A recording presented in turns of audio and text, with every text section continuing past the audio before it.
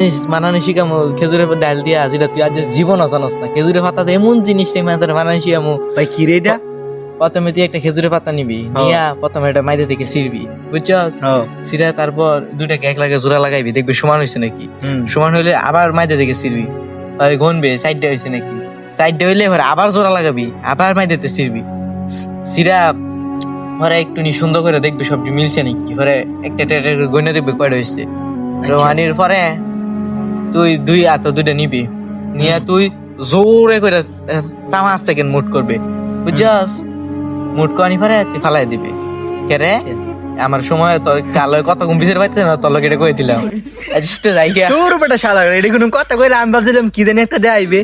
এটা কোনো স্যাটারের মাথার কি কইলে সুদলিং পাম কিছু বুঝলাম না শেষদা। আমি বানাইছি মুড়িটা আপনি কিভাবে বানাইছেন? মুড়িতে আমি বোট, তেল, নুন, মরিচ, গুঁড়া মরিচ, আবার বিট লবণ, টেস্টি সল্ট, এখানে কয় ম্যাগি মশলা, আবার ধনিয়া, পেঁয়াজ, এগুলো দিয়া মুড়িটা বানাইছি। এগুলো দিয়ে বানাইছেন তো মুড়ি কাটা দিব। মুড়ি কাটা দিব, মুড়ের বাবা দিব মুড়ি তোরা মুড়ি বানা আলাইছে আসলে বন্ধু মাথা বেড়া তো কইতাছে এমনি দিব, মানে মুড়ি মুড়ি কোয়া লাগতো না তো। এতে কেডা আইডিয়া